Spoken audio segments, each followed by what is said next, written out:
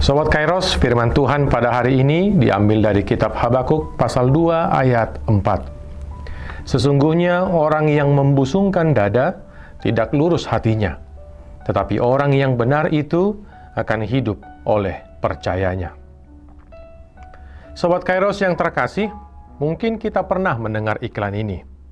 Namun sebelum saya mengucapkannya, yang pasti ini bukan usaha pemasaran ya. Iklannya kira-kira demikian. Orang pintar minum ...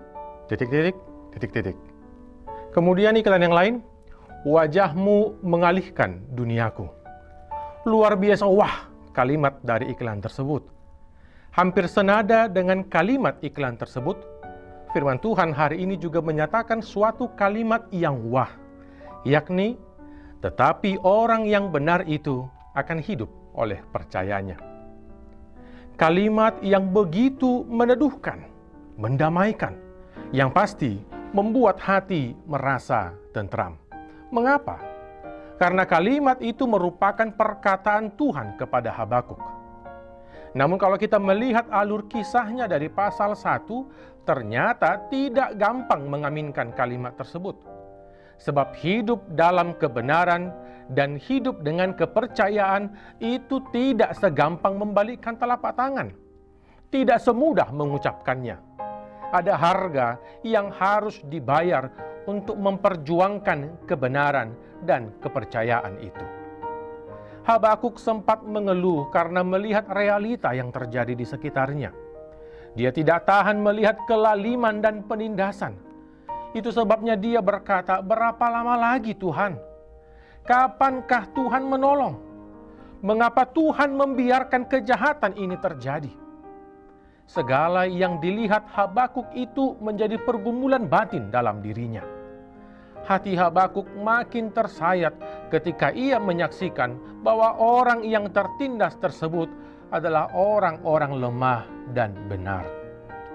Sobat Kairos yang terkasih, pertanyaan klasik selalu muncul ketika orang-orang mengalami perlakuan diskriminatif.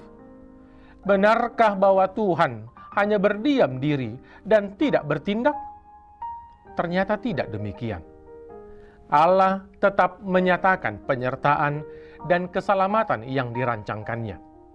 Sebab pada dasarnya cara kerja Allah sama sekali berbeda dengan cara manusia bertindak.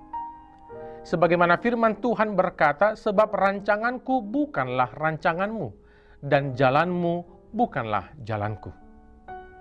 Memang menantikan jawaban dari Tuhan bukanlah hal yang mudah dilakukan di tengah arus kehidupan yang serba instan. Namun firman-Nya merupakan sumber kekuatan bagi kita, sekaligus memberi kesempatan pada kita untuk terus mengasah kepekaan dalam memahami kehendak-Nya.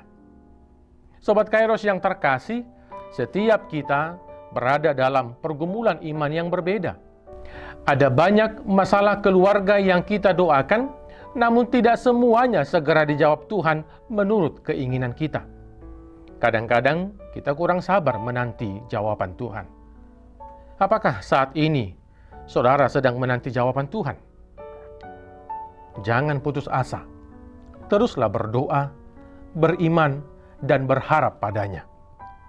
Tekun berdoa dalam iman dan pengharapan membuat kita semakin kokoh.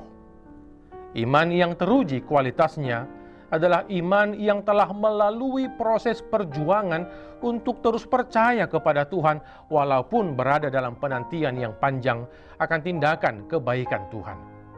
Jangan larut dalam resah dan gelisah karena Allah sedang bekerja. Yang bisa kita lakukan adalah menyerahkan hidup kita kepadanya di tengah-tengah ketidakmengertian kita, sebab itulah iman. Karena itu, tetaplah percaya dan jangan mengeluh. Penantian kita akan berbuah manis, sebab orang benar pada akhirnya akan hidup oleh percayanya. Dan inilah dasar yang kokoh bagi kita untuk mengatasi tekanan yang sering kita alami. Yakinlah bahwa Tuhan pada waktunya akan bertindak membela orang-orang yang benar.